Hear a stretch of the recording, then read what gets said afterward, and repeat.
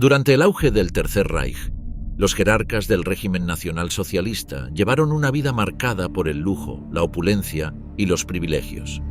Gracias a estructuras administrativas y económicas eficientemente organizadas, acumularon enormes fortunas y adoptaron un estilo de vida similar al de la antigua nobleza europea. Palacios, mansiones, trenes blindados, automóviles personalizados y vastas colecciones de arte componían el entorno habitual de figuras como Adolf Hitler, Hermann Göring y Heinrich Himmler. El círculo más cercano al Führer residía en propiedades imponentes como Karinthal, la finca de Göring en los bosques prusianos, o el Berghof, el refugio alpino de Hitler en los Alpes bávaros.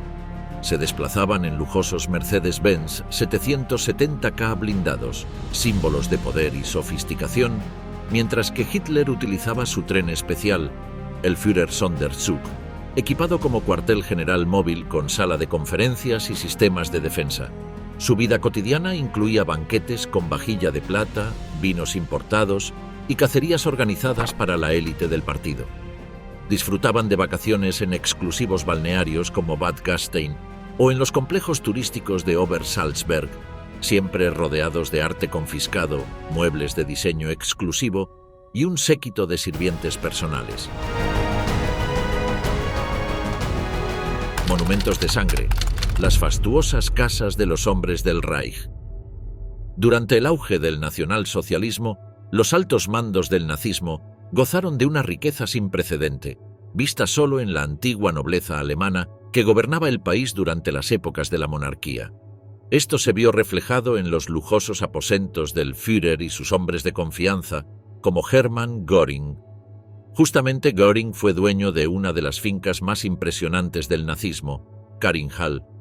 En 1933, el Estado prusiano le donó unos terrenos de aproximadamente 120 hectáreas a Hermann Göring, en su calidad de ministro presidente de Prusia, para su uso y disfrute con carácter vitalicio.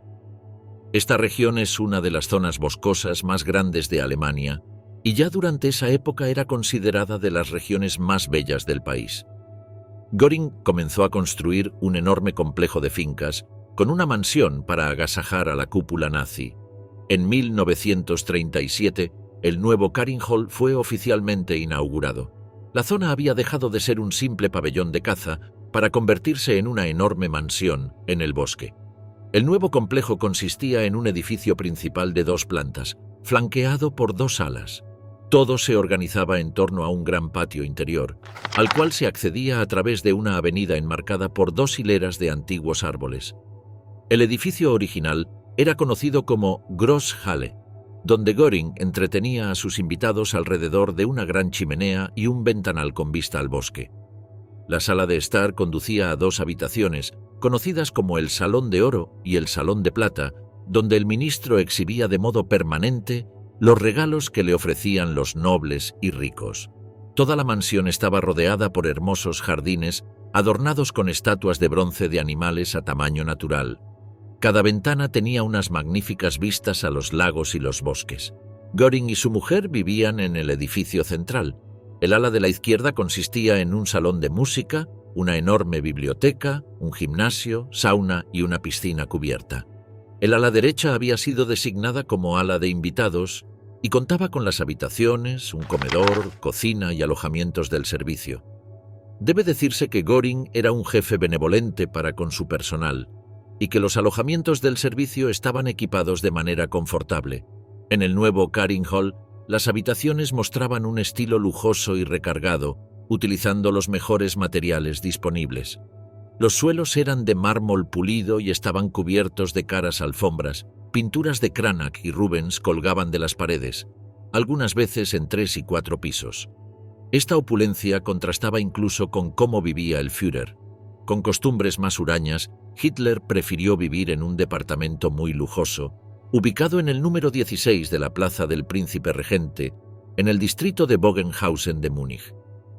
El apartamento ocupaba toda la 3ª planta de un imponente edificio de 5 plantas, diseñado en estilo juvenil por el arquitecto muniqués Franz Popp entre 1907 y 1908. Hitler se mudó allí en 1929. Pero en enero de 1935, Hitler contrató al Atelier Trust para renovar y redecorar el espacioso piso por el desorbitado coste de 120.000 marcos alemanes, más de 10 veces el salario medio de la época.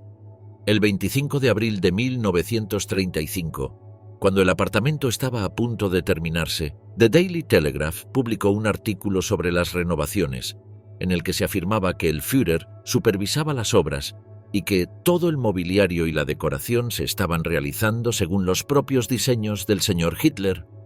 Este artículo, que había sido redactado por la prensa nazi, relataba el amor del Führer por el arte alemán y su pasión por la música, indicando a los lectores que la decoración de su apartamento sigue la heroica paleta de colores alemana de azul, dorado y blanco, popularizada en las óperas de Wagner, y el mobiliario es del mismo estilo. El objetivo de la propaganda era retratar a Hitler como un artista y conocedor de la buena cultura, y así llamar la atención de la clase alta alemana, sus vecinos en el distrito más rico de Múnich. El Führer utilizaba este lugar no solo para descansar, sino también para cerrar acuerdos y trabajar la política alemana. En este lujoso apartamento se firmó el desmembramiento de Checoslovaquia, además de que comenzaron las conspiraciones de cara a las futuras invasiones de Polonia y Francia. A medida que ascendió en el poder, Hitler pasó cada vez menos tiempo en Múnich, distribuyendo su tiempo entre la vieja Cancillería, centros de comando estratégicos y el Berghof. Casi inmediatamente después de finalizar las obras de su apartamento en Múnich, Hitler emprendió una gran ampliación y renovación de la Haus Wagenfeld, un modesto chalet en el Obersalzberg, el lugar que la mayoría de los alemanes identificaban como el hogar de su Führer. Las obras comenzaron a finales de 1935 y al finalizar, la casa se conoció como el Berghof, un amplio y cuidadosamente vigilado complejo. La ampliación estructural fue realizada, según las propuestas de Hitler, por el arquitecto bávaro Alois de Gano. Los interiores fueron realizados por el Atelier Trust, también en estrecha colaboración con Hitler. La mayoría de las fotografías privadas que se daban a conocer de Hitler eran tomadas aquí, ya que la montaña sirvió como medio para humanizar al líder alemán a través de su contacto con animales y niños. Era normal verlo en los periódicos fuera de servicio, repartiendo golosinas a ciervos y niños pequeños, bajo el sol aparentemente perpetuo de los Alpes. Para el mundo entero, el renovado Berghof proclamó la madurez y la confianza de Hitler. En sus espacios majestuosos y cuidadosamente diseñados, el líder de Alemania saludó a reyes y príncipes, primeros ministros y mariscales, líderes religiosos, secretarios de Estado y embajadores. Fue allí donde negoció con las potencias europeas que se interponían entre él y su visión de un Reich alemán más grande. Al igual que la propia renovación, el Gran Salón, la pieza central del Berghof, debía mostrar el nuevo poder de Hitler, no al ex cabo que incitaba a los rebeldes en las cervecerías ni al dictador que mataba a sus oponentes a sangre fría, sino más bien a un estadista poderoso, culto y, sobre todo, digno de confianza. Hitler pasó más de un tercio de sus 12 años en el poder en su hogar en la montaña. Ni siquiera una guerra parecía motivo suficiente para sacrificar sus placeres, y, después de 1939, el Berghof se convirtió en un cuartel general militar desde donde dirigía batallas y planificaba estrategias. Se dice que Hitler fue pionero del teletrabajo, y el Gran Salón fue el eje central de su intención de gobernar un imperio desde la comodidad del sofá de su sala de estar. El gran estafador, como Hitler amasó su fortuna defraudando a Alemania. Pero los bienes inmuebles no eran la única fortuna con la que contaba Hitler. El Führer murió rico, con las arcas de los bancos alemanes y cuentas secretas en Suiza llenas hasta rebosar. Su pasión por el dinero comenzó mucho antes de convertirse en el líder de Alemania, cuando fue reconocido como ideólogo. Aunque austero en lo que respectaba a su imagen pública, a Hitler le gustaba vivir a lo grande. Controlaba rigurosamente los ingresos que recibía por los artículos que escribía y por los derechos de publicación de sus fotografías. Hitler se consideraba un genio que no había sido reconocido, y con el propósito de cambiar esa situación se interesó por el poder, el dinero y su propio progreso en la escala social. Más de una vez, El propio Hitler describió minuciosamente su pobreza y sus penurias mientras se empeñaba en convertirse en un artista en Viena antes de la Primera Guerra Mundial, aunque había recibido una pequeña herencia. Ser pobre lo avergonzaba profundamente. En su libro Mein Kampf, por cuyas ventas ganó millones, acentuó la lucha por la existencia del nuevo rico que, según Hitler, por esfuerzo propio había alcanzado una posición social más elevada, la cual suprime toda compasión y elimina todo sentimiento por la miseria de aquellos que se cayeron del sistema. Más de una vez, Hitler demostró que volverse rico era uno de los grandes objetivos de su vida. Sin embargo, Hitler también gastó millones en generosos regalos y contribuciones para comprar la lealtad de políticos y empresarios con la intención de que dependieran de él. Pero más adelante se cobraría todos los gastos con creces. En su rol de Führer, Hitler casi no hacía distinciones entre su propio dinero y el del partido nazi, e incluso el de las arcas estatales. Existen muchas evidencias sobre la morbosa evasión fiscal y corrupción financiera del Führer. En su residencia veraniega de Obersalzberg, en Baviera, o en su propia colección de obras de arte, Hitler utilizó libremente fondos del Estado y nunca pagó impuestos. Si tomamos como referencia lo que debía cobrar como jefe de Estado de Alemania, Hitler debería haber ganado unos 7.800.000 marcos con el Tercer Reich. No obstante, hoy en día se sabe que, desde que se convirtió en canciller en 1933 hasta su muerte, amasó una tremenda fortuna de 700 millones de marcos del Reich, más de 3.000 millones de euros actuales. Gran parte de este dinero provino de tratos espurios con los empresarios, acuerdos por sobreprecios, robos y expropiaciones a las víctimas del Holocausto y hechos de corrupción, en los cuales desfalcó la caja del Reich. Después de la guerra, las propiedades y bienes de Hitler, incluyendo una casa en Múnich que había hecho construir para Eva Braun, fueron entregadas al Estado de Baviera por los aliados. Hitler no tuvo hijos y, aunque murió sin herederos directos, su extinta media hermana, Angela Raubal, sí los tuvo. Y hay otros descendientes de la madre de Hitler que viven en la región de Waldviertel, al norte de Austria. Esos presuntos herederos pidieron a Werner Meiser, un popular historiador alemán del período nazi, que revise qué derechos les asisten, aunque, como nunca se pusieron de acuerdo entre ellos, hasta ahora no han habido demandas judiciales para reclamar los bienes que continúan perteneciendo al gobierno alemán. Furia y metal, Mercedes-Benz y los lujosos autos del nazismo. Entre los lujos que Hitler disfrutaba como líder del partido nazi se encontraban los mejores coches que Alemania podía producir, los Mercedes-Benz. Hasta el día de hoy, se trata de los automóviles más elegantes y mejor diseñados del mundo. La relación entre Hitler y el fabricante de automóviles duraría casi 2 décadas, y la escudería fabricaría numerosos vehículos y otros equipos para el esfuerzo bélico alemán. Desde el comienzo de la Revolución Industrial, no cabía duda de que la ingeniería alemana ocupaba una posición de liderazgo y dominio. Si bien la producción manufacturera e industrial de Alemania no podía igualar la de Estados Unidos, el hecho de que los automóviles pudieran desarrollarse por primera vez en Alemania demostraba una auténtica capacidad para la ingeniería imaginativa que solo encontraría competencia real en unos pocos países de Occidente durante la primera mitad del siglo XX. El nombre Mercedes surgió de uno de los agentes de ventas de la compañía, Emil Jelinek, quien a principios de siglo no estaba satisfecho con los coches de batalla corta con motor Daimler. Jelinek, cónsul austrohúngaro en Alemania, tenía predilección por la velocidad. Trabajando como agente de ventas de Daimler en Niza, Francia, Jelinek encargó un nuevo modelo, prometiendo comprar personalmente las primeras 36 unidades, siempre que el nombre de su hija adolescente mayor apareciera en el coche. Incluso cambió el apellido familiar a Jelinek Mercedes en 1903. El emblema de la estrella de 3 puntas, inspirado en Gottlieb Daimler, simboliza el transporte terrestre, aéreo y marítimo. Ferdinand Porsche se incorporó a Benz y se convirtió en ingeniero jefe en 1923. Debido a la grave crisis que azotaba a Europa, las dos empresas se fusionaron en 1926 para convertirse en Daimler-Benz. Los coches fabricados en Daimler pronto se denominaron también Mercedes-Benz, a veces abreviado como MBZ en la literatura automovilística. Porsche creó la serie Mercedes sobrealimentada, de la cual el SSKL Super Sport Kurzleicht se convirtió en el epítome del rendimiento.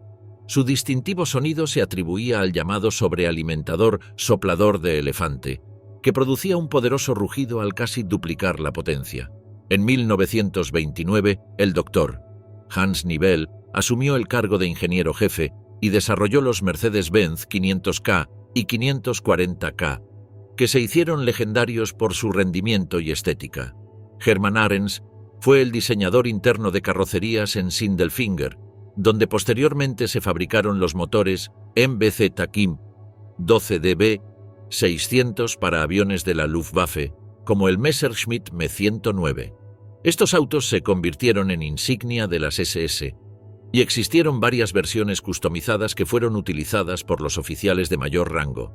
Hitler tenía motivos para enorgullecerse del mejor automóvil de su país. En 1939, cuando la Alemania nazi y la Unión Soviética firmaron un pacto de no agresión, Hitler regaló un Mercedes-Benz Roadster sobrealimentado con asiento trasero a Joseph Stalin.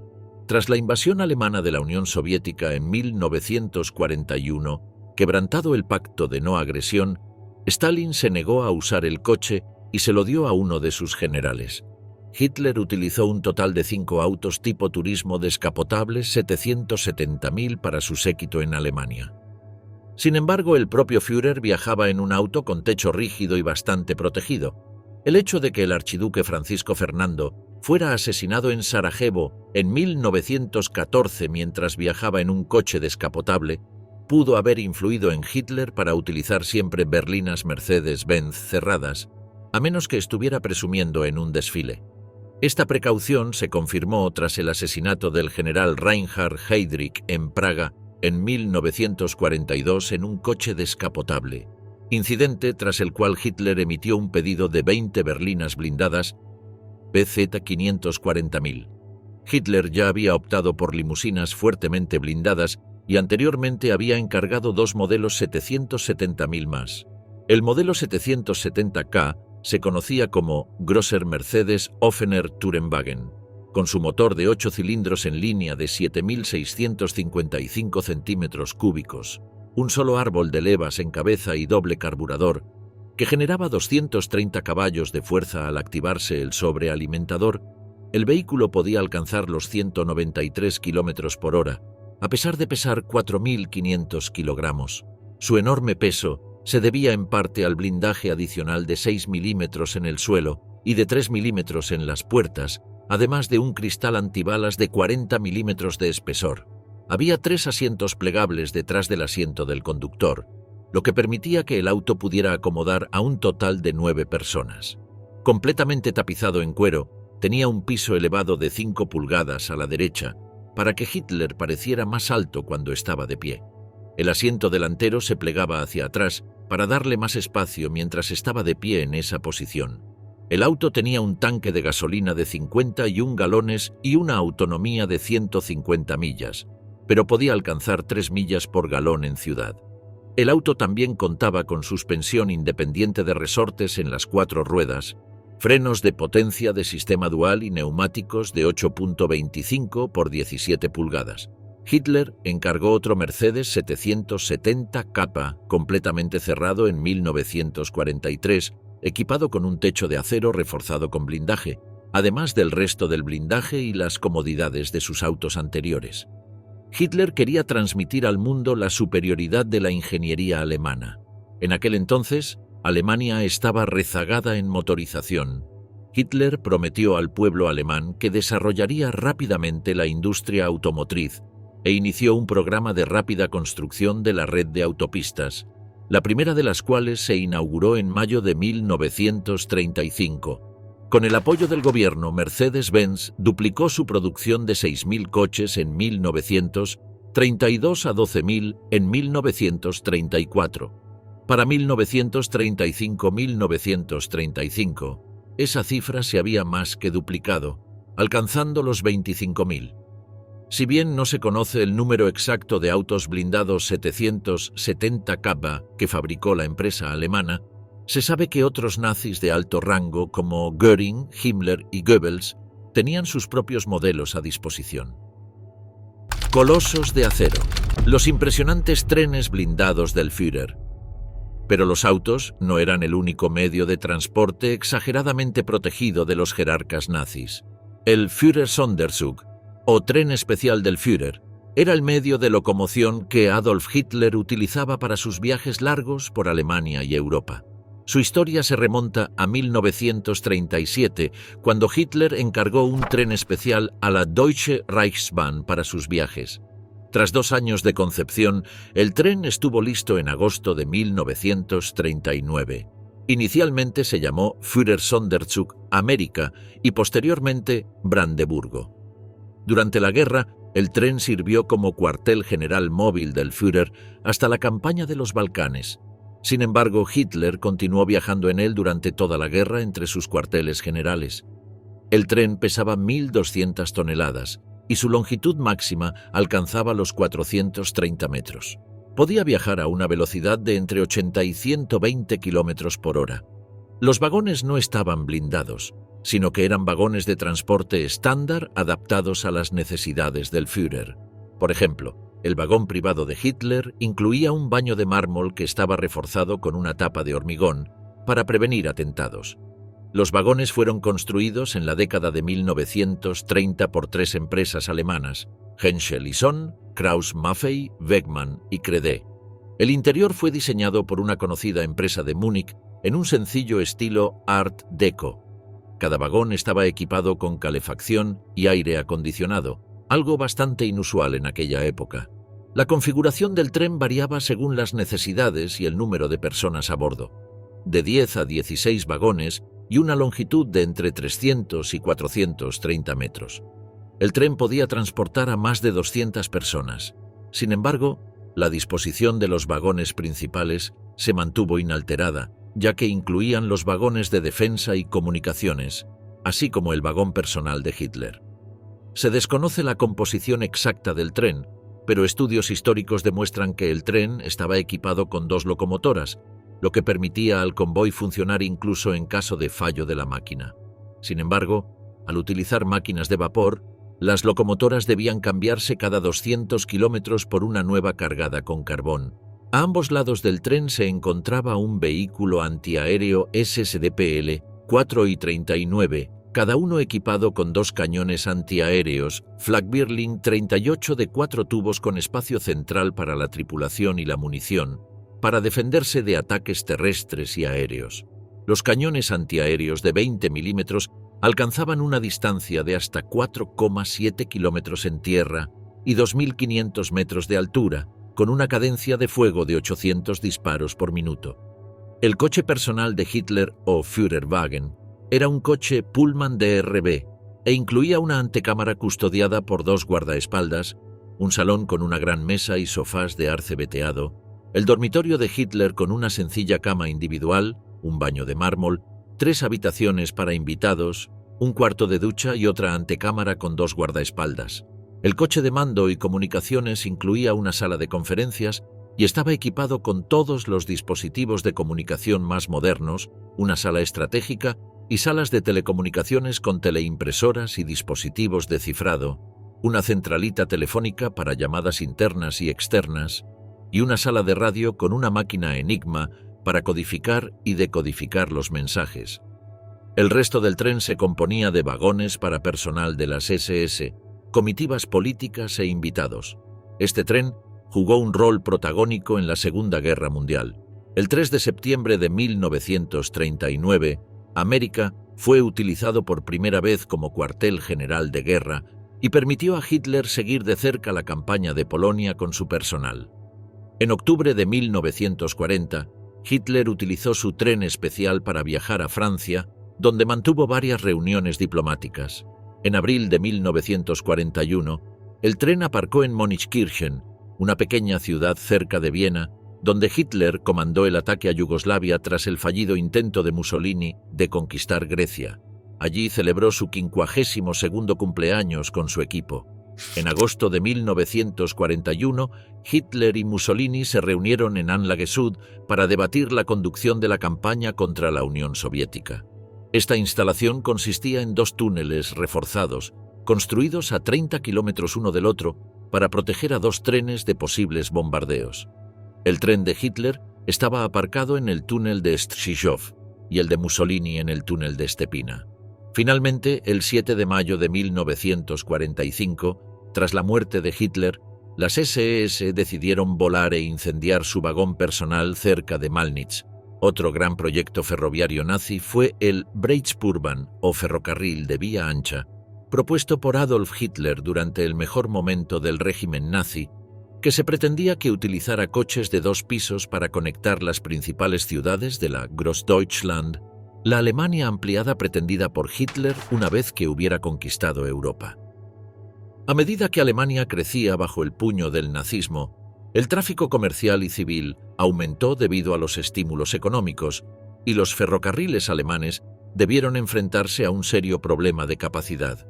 Como resultado de esta situación, y en parte impulsado por sus objetivos militares, el gobierno comenzó a preparar planes para modernizar la red ferroviaria y aumentar su capacidad de transporte. Hitler creía que el ancho de vía estándar que se utilizaba internacionalmente estaba obsoleto y era demasiado estrecho para el desarrollo completo de los ferrocarriles. Además, su idea del futuro imperio alemán como esencialmente un imperio terrestre hizo que se imaginara los nuevos ferrocarriles como un equivalente terrestre de los transatlánticos y los cargueros que conectaban el imperio británico. Hitler aceptó una sugerencia de Fritz Todt para construir un nuevo ferrocarril de ancho imperial de alta capacidad, con un ancho de vía notablemente mayor que alcanzara los 3 metros. Las objeciones de los expertos ferroviarios eran numerosas. Por ejemplo, previeron dificultades para introducir un nuevo ancho incompatible con el existente. Propusieron construir líneas de ancho estándar de vía cuádruple en su lugar y no podían imaginar ningún uso para la vasta capacidad de transporte de dicho ferrocarril. Sin embargo, estas objeciones fueron ignoradas por Hitler, quien ordenó que se construyeran las primeras líneas del Breitspurbahn entre Hamburgo, Berlín, Nuremberg, Múnich y Linz. Sin embargo, jamás se desarrolló más allá de la planificación de la línea y de los trabajos topográficos iniciales. Debido a las reparaciones económicas impuestas a Alemania tras su derrota en la Primera Guerra Mundial, la compañía ferroviaria alemana, la Deutsche Reichsbahn, careció durante una serie de años del dinero necesario para una expansión adecuada y para un mantenimiento suficiente de su red de vías y material rodante. Por otra parte, las nuevas locomotoras y vagones eran sumamente caros para prototipar, por lo que el proyecto cayó en el olvido a medida que Alemania perdía la guerra. La cultura del saqueo nazi, el inescrupuloso robo de arte y artefactos. De todos los robos de arte deshonrosos de la historia, el perpetrado por el Tercer Reich ha sido el más monumental, con el saqueo de más del 20% del arte europeo para el final de la Segunda Guerra Mundial, en parte debido al ataque sistemático al modernismo, en parte derivado del deseo de Hitler de abrir un Führermuseum, una suerte de museo de arte universal en su ciudad natal, Linz, Austria, donde exhibiría todas las obras de arte europeas más valiosas y aclamadas. Los miembros del partido nazi comenzaron a saquear y ocultar obras de arte en lugares como el Museo Jeu de Paume de París y el cuartel general nazi en Múnich, así como en cuevas y minas de Merkers, Altaussee y Siegen. Este ataque a la cultura provocó una respuesta aliada, y los voluntarios comenzaron a ocultar y proteger obras en instituciones nacionales, aunque las colecciones privadas a menudo eran confiscadas, ya que contaban con escasa protección. Desde el Museo del Louvre de París hasta la Galería Nacional Británica, trabajadores y voluntarios de la resistencia comenzaron a trasladar obras de arte a refugios para protegerlas del saqueo nazi. Desde monasterios rurales hasta una enorme cantera de pizarra en Gales, el arte europeo se ocultó en los lugares más insospechados para proteger el patrimonio cultural de numerosos países y siglos. A pesar de estos esfuerzos, miles de obras de arte fueron robadas a propietarios individuales e institucionales, circulando en los hogares y despachos profesionales de algunos de los miembros más influyentes del movimiento nazi. Motivado por Hitler y Goebbels, el interés del partido nazi por el arte surgió pronto, y las confiscaciones de obras comenzaron en 1938. Los nazis querían librar a Alemania del arte creado durante la República de Weimar, el período de 1924 a 1930, cuando Alemania era un importante centro cultural europeo, especialmente en los campos del arte, el cine y la literatura. La decadencia de Weimar despertó la ira nazi, y Hitler comenzó a cerrar escuelas de arte en 1933, con el objetivo de purgar el llamado arte degenerado de las instituciones públicas alemanas. Entre las obras de arte consideradas degeneradas por los nazis, se encontraban artistas modernos franceses y alemanes de las áreas del cubismo, el expresionismo y el impresionismo. Se retiraron aproximadamente 16.000 piezas, y para 1938 el partido nazi declaró la depuración de todos los museos de arte alemanes. Tras las purgas nazis, se organizaron exposiciones de este arte, patrocinadas por el Estado, que aclararon a los alemanes qué tipos de arte moderno eran ahora inaceptables en el nuevo Reich alemán. Poco después, en 1939, se realizó una subasta de 126 obras de arte degeneradas en la Galería Fischer de Lucerna, Suiza, para aumentar los ingresos del partido. Las pinturas subastadas de maestros modernos, muchas de ellas previamente expulsadas de las instituciones públicas alemanas, incluían obras de Van Gogh y Matisse. Hitler quería que surgiera una nueva creatividad cultural y artística en Alemania, con una perspectiva consciente de la raza de la cultura nazi, reemplazando lo que él llamaba la decadencia judía de la República de Weimar. Según los nazis, el arte aceptable y deseable incluía a los antiguos maestros flamencos y holandeses, las obras de arte alemanas medievales y renacentistas, las piezas italianas renacentistas y barrocas, las obras de arte francesas del siglo XVIII y los pintores realistas alemanes del siglo XIX. El saqueo de obras de arte, que había comenzado con una base ideológica, se convirtió en una política gubernamental organizada. Para los oficiales nazis que buscaban estatus social y ascensos dentro del partido, coleccionar y donar obras de arte confirmaba su dedicación a la proera, una forma de emular a Hitler y Göring. Sin embargo, algunos altos cargos nazis se desviaron de este modelo. Por ejemplo, Joseph Goebbels, ministro de propaganda del Reich, coleccionó obras de expresionistas alemanes, y el ministro de Asuntos Exteriores, Joachim von Ribbentrop, adquirió pinturas impresionistas de Manet. Las primeras rondas oficiales de confiscaciones nazis comenzaron en Austria tras el Anschluss de 1938, la anexión de Austria al Reich alemán. Las confiscaciones de arte en Polonia comenzaron en 1939. Poco después, se establecieron agencias burocráticas nazis en los territorios recién ocupados, encargadas de confiscar obras de arte, moción de las ideologías raciales nazis en el Reich. Por ejemplo, las colecciones de las familias judías prominentes de Viena fueron las primeras en ser confiscadas por los nazis, y los judíos que no planeaban abandonar la Gran Alemania debían registrar sus bienes personales ante la policía local. Las obras de arte pronto financiaban los visados de salida y los impuestos. Muchos perseguidos por los nazis u opositores políticos a Hitler intentaron huir de Alemania a mediados de la década de 1930. Cuando los nazis prohibieron la exportación de papel moneda, los emigrantes adinerados comenzaron a invertir en arte. Debido a la falta de moneda extranjera utilizable, las obras de arte se usaban a menudo como alternativa al dinero. Incluso en 1939, el arte solo podía sacarse de Alemania como propiedad personal. Así, el arte se convirtió en dinero en efectivo para los traficantes de esclavos, nazis y no nazis, y para las víctimas del nazismo, que lo utilizaban como un activo líquido y seguro. Casi todos los comerciantes de arte europeos que compraban y vendían a alemanes y nazis se aprovechaban de sus clientes ignorantes o mal informados en las zonas ocupadas, y tanto ocupantes como ocupados se explotaban mutuamente. Los judíos eran dueños de muchas de las casas de arte más conocidas y algunos eran comerciantes de arte. En abril de 1938, Göring emitió el Decreto sobre la Declaración de Propiedades Judías, que establecía que, a más tardar el 30 de junio de 1938, todo judío del Reich debía evaluar todas sus propiedades, nacionales y extranjeras, e informar de estos hallazgos a las autoridades nazis. Las obras de arte confiscadas solían reservarse para colecciones privadas nazis y alemanas, mientras que algunas piezas se vendían a compradores de países neutrales como Suiza para recaudar capital para la adquisición de más obras de arte y materiales para la maquinaria de guerra nazi. Además, Suiza ofrecía un amplio mercado para la venta de arte degenerado. El mercado de arte parisino fue el más activo durante los años de guerra. Las casas de subastas y los comerciantes franceses vendían obras de arte a precios exorbitantes e inflados a los alemanes interesados.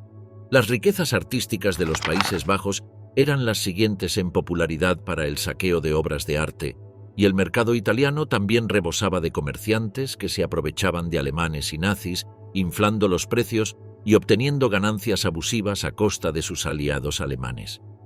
A medida que las confiscaciones de arte se expandieron durante la guerra, los nazis idearon un plan para enviar las obras de vuelta a Alemania y Austria.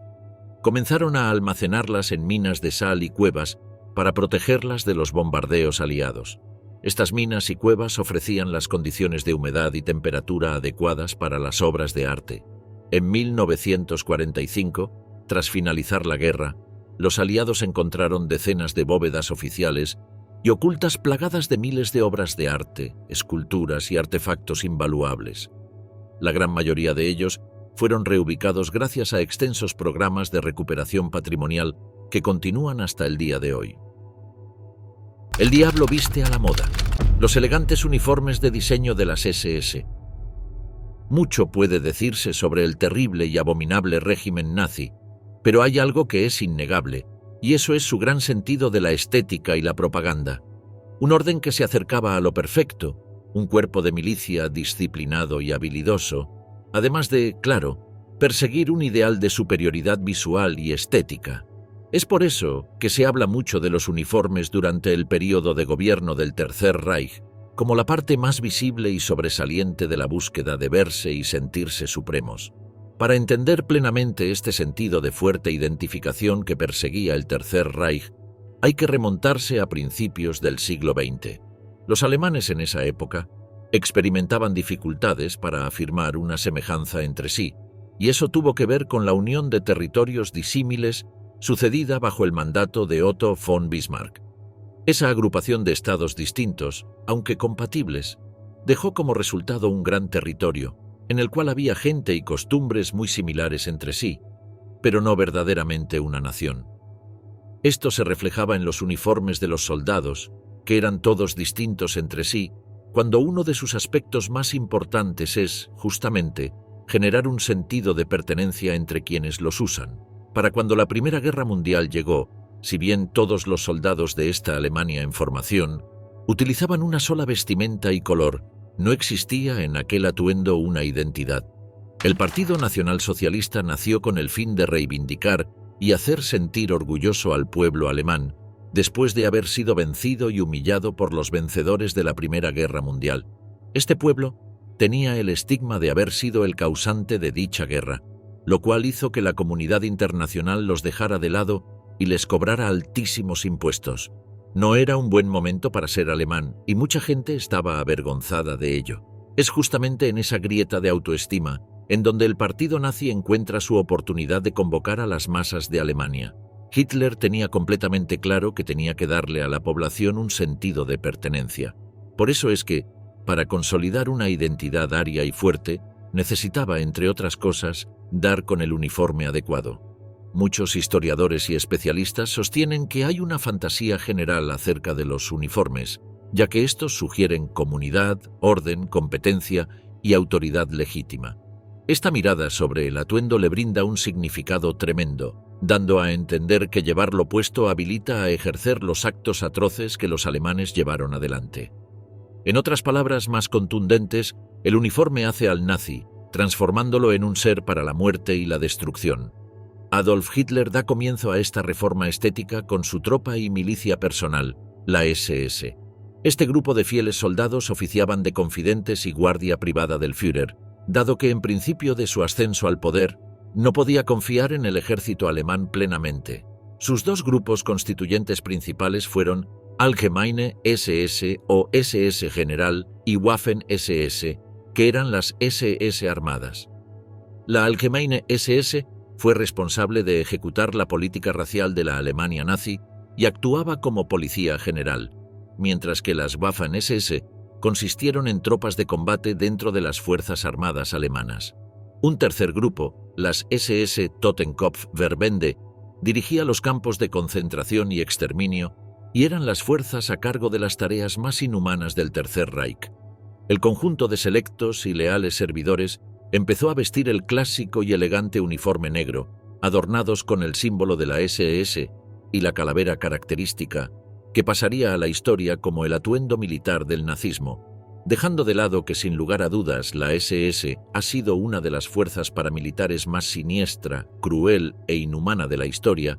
Es irrefutable que sus uniformes son de los más elegantes que hayan existido. Hay razones que estaban fríamente pensadas por los líderes germanos para que esto haya sido así. En primer lugar, no era solamente un atuendo, sino que estaba confeccionado de manera extremadamente profesional, es decir, era un buen producto. Dependiendo del cargo y la jerarquía, cada uniforme contaba con sus variables para estar de gala, para un desfile o para el combate. A los nazis les encantaba el simbolismo y el aspecto visual. Ellos querían ser reconocibles orgullosamente, ya que creían ser la raza superior. Es por eso que perseguían la idea de convertir la estética del Tercer Reich en algo icónico. Los líderes nazis, y en particular Adolf Hitler como intento de artista, conocían el poder de la imagen y entendían que para darse a conocer al mundo de forma poderosa, tenían que contar con un aparato de propaganda monumental. La producción cultural de la Alemania nazi, por fuera de su nefasta ideología, ha sido bastante respetada a posteriori, desde el cine a la fotografía, pasando por las artes plásticas y la música. Y toda esta cultura y personajes tenían que estar vestidos, uniformados, de una manera que los hiciera ver superiores como los líderes del planeta. Las mentes detrás del diseño de estos uniformes fueron el artista Karl Diebitsch y el diseñador gráfico Walter Heck, ambos fervientes seguidores del régimen nazi. Sin embargo, aún faltaba una pieza clave, uno de los más grandes diseñadores de indumentaria de la historia, Hugo Boss.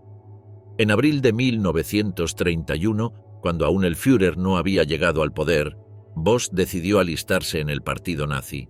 Su número de afiliado fue el 508.889. Allí, el sastre se dio cuenta de que el gran negocio era vestir a las tropas hitlerianas.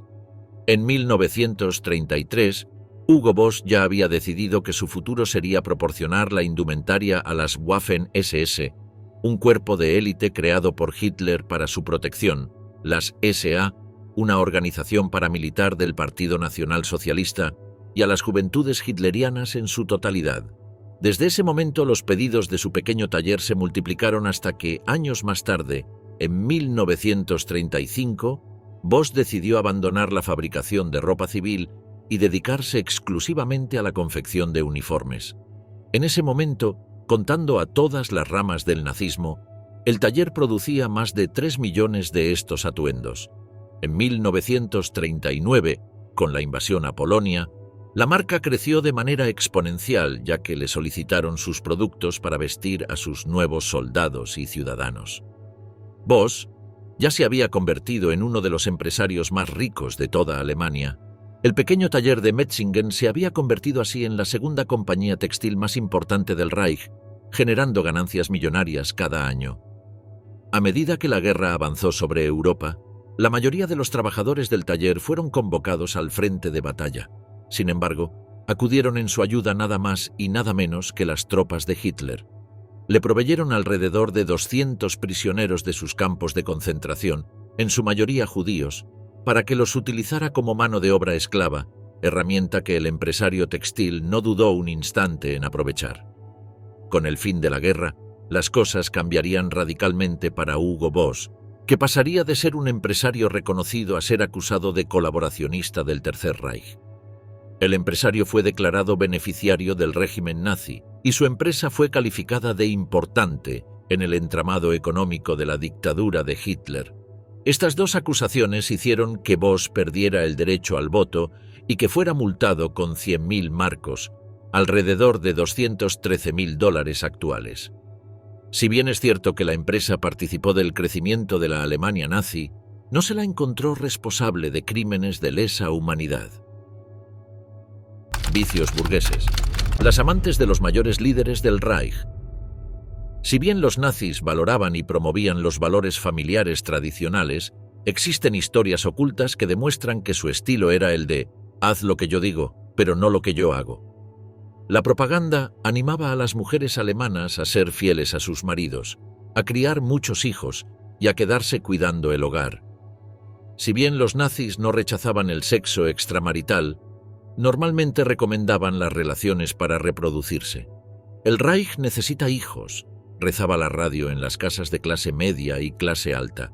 Sin embargo, los jerarcas nazis, con un poder e influencia extremos, supieron tener varias aventuras que, pese al secretismo con el que estaban rodeados, terminaron saliendo a la luz. El primer caso que vale la pena mencionar es el de Heinrich Himmler, quien tuvo 2 hijos con su secretaria. Himmler era el jefe de las infames SS, una fuerza especial que funcionaba como mano derecha paramilitar de Hitler, además de que eran los guardaespaldas de los grandes cuadros del nazismo. Este siniestro hombre fue el principal artífice del Holocausto, es decir, la esclavización y matanza sistemática de más de 6 millones de judíos. Según varios rumores, Himmler permaneció virgen hasta la mitad de sus 20 años. Se cree que el jerarca nazi le tenía miedo al sexo, aunque se desconoce si esto se debía a un viejo trauma de su adolescencia o era una elección ideológica propia. Muchos historiadores apuntan a la segunda opción, ya que en 1928 Himmler se casó con Margaret Boden y la pareja tuvo una hija, Gudrun. Los primeros años el matrimonio fue feliz, pero a medida que Himmler se volvía más poderoso, fue perdiendo los escrúpulos. En 1939 inició una aventura con su secretaria, Hedwig Potthast, apodada Bunny, la cual era 12 años menor que él. El romance se mantuvo durante años y fue bastante fructífero y apasionado, ya que tuvieron 2 hijos, Helge y Nanette Dorothea. Para pasar más tiempo con Bunny, Himmler le construyó una casa en Berchtesgaden, una popular zona de vacaciones para los nazis. Según el círculo cercano a Himmler, el nazi estaba realmente enamorado de Bunny y no de su esposa. Allegados al líder de las SS aseguraban que su joven amante lo hacía más relajado y humano. De más está decir que, para la llegada del segundo bebé, ya todo el mundo conocía el romance secreto de Himmler, incluso su esposa. Al enterarse, Margarete se sintió humillada. La pareja ya no se amaba, y luego de separarse, Himmler mantuvo un contacto muy cercano con su hija, hasta el día que se suicidó envenenándose con cianuro al finalizar la guerra. Otro pícaro fue Martin Bormann, el brutal secretario privado de Hitler, que obtuvo un obsceno poder gracias a su control sobre la agenda del Führer. Bormann estaba casado con Gerda Buck, una mujer que destacaba por su belleza. Sería difícil decir que Bormann se aburría con su pareja, ya que tuvieron 10 hijos. Sin embargo, la hermosa Gerda no era suficiente para satisfacer el insaciable deseo sexual de Bormann, quien tuvo varias amantes. Una de sus favoritas fue la actriz alemana Manja Behrensm, de la cual se enamoró perdidamente, al punto que le confesó el romance a su esposa.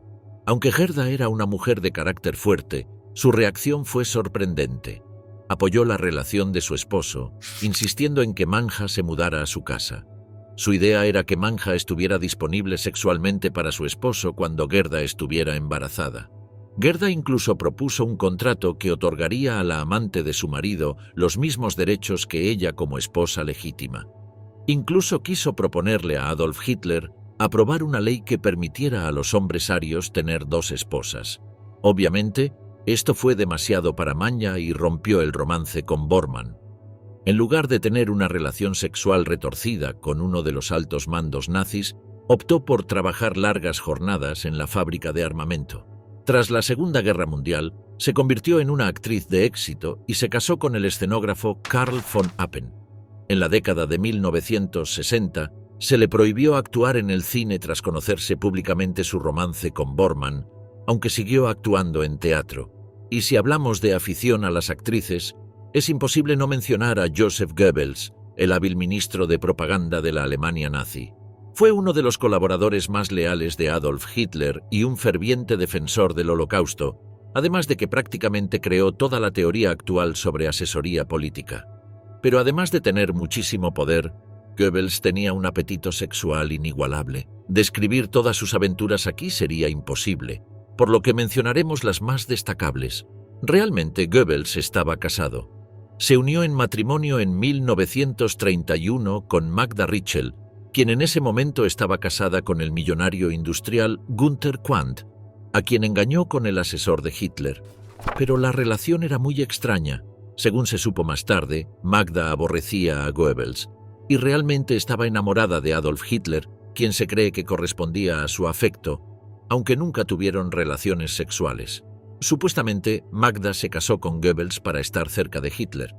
A pesar de esto, la pareja tuvo 6 hijos. Goebbels también adoptó a Harald Quandt, el hijo de Magda de su primer matrimonio.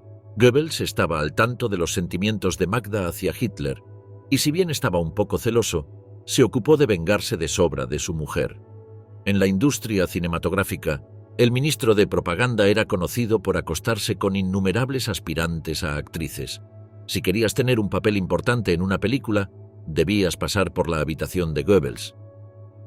Su obsesión con las mujeres se volvió problemática cuando conoció a la actriz checa Lida Baárová, con quien mantuvo una apasionada relación amorosa entre 1937 y 1938. Finalmente, Goebbels le contó a su esposa Magda sobre su amante checa. Estaba pensando en huir con Lida a Japón. La aventura fue tan intensa que Magda acudió a Adolf Hitler y le pidió su apoyo. El Führer le ordenó a Goebbels que dejara de tener aventuras sexuales, alegando que su ministro de propaganda debía dar el ejemplo de la imagen de familia perfecta. Los nazis destruyeron la carrera actoral de Lida. La Gestapo la seguía a todas partes y se aseguraron de difamarla en todos los ámbitos posibles.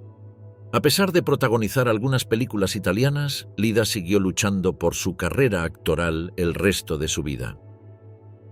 Metal corrupto. Los siniestros anillos de la calavera de la logia de Himmler. Entre los lujos más extraños del nazismo, podemos encontrar las extrañas condecoraciones que Hitler y Himmler le otorgaban a los oficiales condecorados de las SS. Entre ellos se encontraban 3 que aún conservan un gran valor histórico debido a su diseño y simbología: el anillo de la calavera, la espada curva y la daga de honor. El anillo de honor de las SS, mejor conocido como anillo de la calavera, era una condecoración de las Schutzstaffel.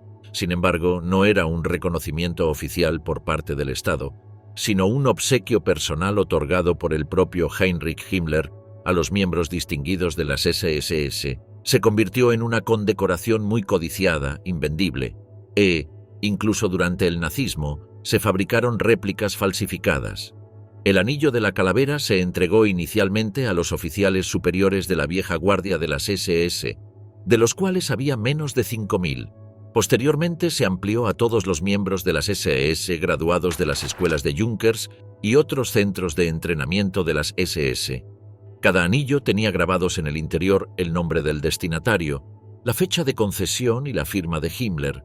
El anillo incluía una carta estándar de Himmler con un mensaje generalizado, pero donde aclaraba que debía llevarse solo en la mano izquierda, en el dedo anular. En la carta, según Himmler, el anillo era un recordatorio en todo momento de estar dispuestos a arriesgar nuestra vida por la vida de todos. A medida que las SS se extendieron, muchos no lograron obtener el anillo, por lo que algunos miembros de las SS y la policía encargaron a joyeros locales la fabricación de versiones no oficiales. Si un miembro de las SS era despedido o retirado del servicio, su anillo debía ser devuelto. En 1938, Himmler ordenó la devolución de todos los anillos de los hombres y oficiales de las SS fallecidos, que se guardarían en un cofre en el castillo de Wewelsburg. Este sería un monumento conmemorativo que simbolizaba la pertenencia continua del fallecido a la orden de las SS.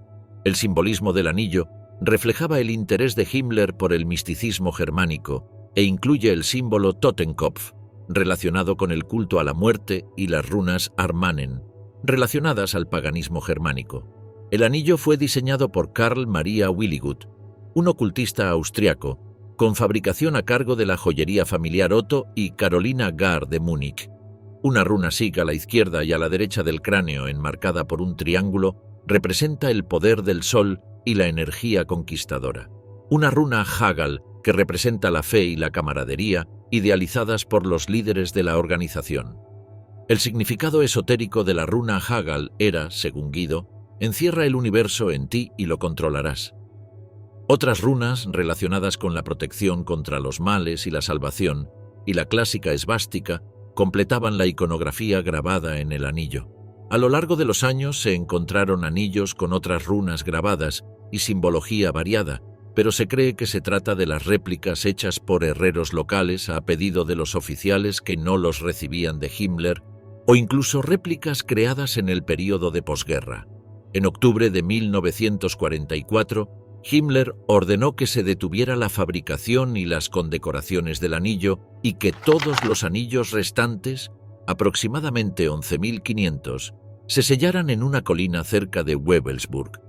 Para enero de 1945, el 64% de los 14.500 anillos fabricados habían sido devueltos a Himmler tras la muerte de sus portadores. Además, el 10% se había perdido en el campo de batalla y el 26% estaba en manos de sus portadores o se desconocía su paradero. No se sabe exactamente los motivos que tenía el líder de las SS para tomar estas decisiones, pero se cree que los anillos fueron parte de una logia propia que quiso imponer a espaldas de Hitler y se arrepintió frente a la caída del régimen. Los íconos del mal, las lujosas espadas y dagas de honor de las SS. Además de los misteriosos anillos de la calavera, los oficiales de las SS también recibían costosas espadas y dagas como reconocimientos oficiales a sus hazañas o cumplimiento del deber.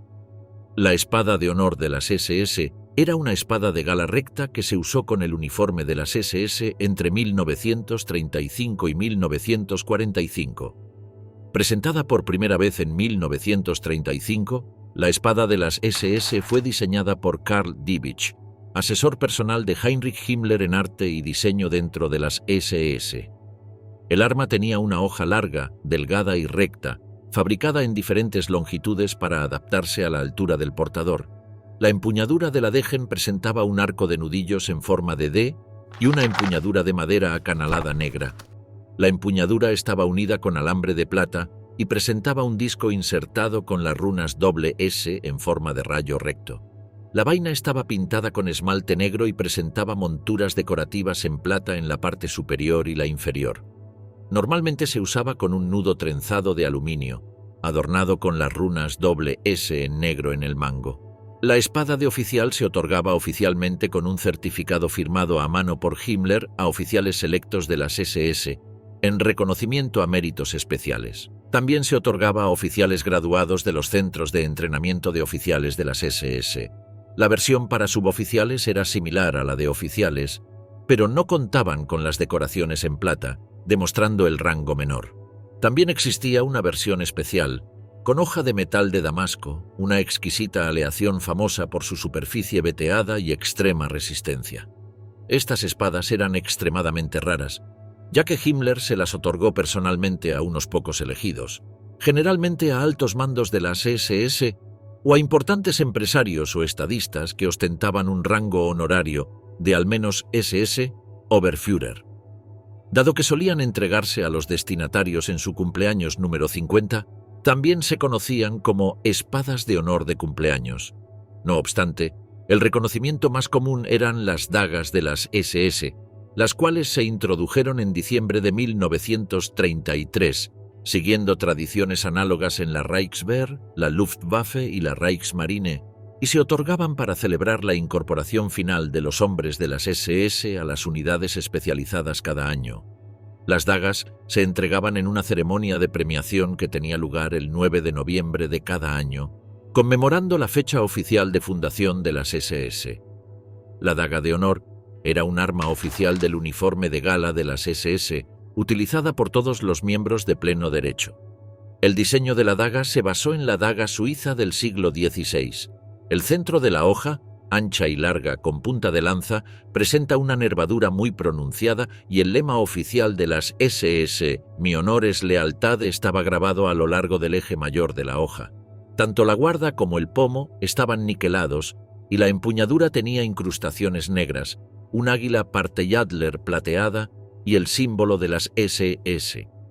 La vaina metálica estaba lacada en negro brillante con capuchón y montura plateados. No obstante, la daga pasó por varias versiones durante el período en que fue fabricada.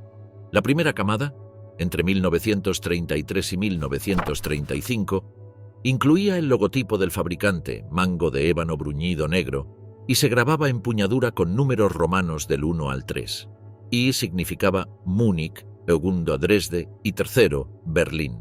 La segunda producción, entre 1936 y 1938, mostraba la bitácora del fabricante con código RZM de doble etiquetado. La vaina estaba bruñida o pintada de negro y se eliminaron los números romanos en la guarda.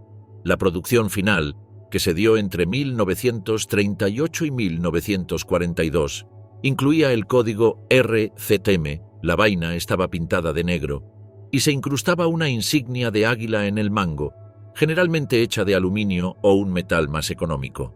Además de estas dagas, existía una variante para la vieja guardia de las SS, es decir, los oficiales fundadores o que se habían unido a la organización antes del ascenso de Hitler al poder en 1933. Esta daga era idéntica al modelo de la primera camada, pero la vaina estaba equipada con una cadena hecha de placas rectangulares adornadas con calaveras Totenkopf y runas de las SS, y un adorno adicional de plata con un motivo de esvástica. Estas dagas, al igual que los anillos de la calavera que contenían la misma simbología, normalmente eran entregadas en mano por el propio Heinrich Himmler.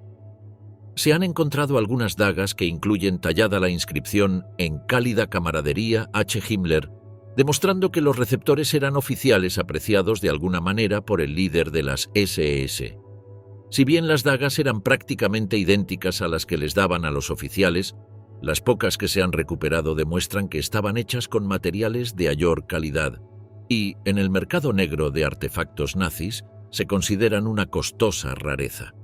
La producción de las dagas de honor, al igual que la mayoría de los reconocimientos, se suspendió en 1942, debido a que la escasez de recursos y la demanda de la guerra hicieron que todas las materias primas significativas se utilizaran para la fabricación de armamento y municiones.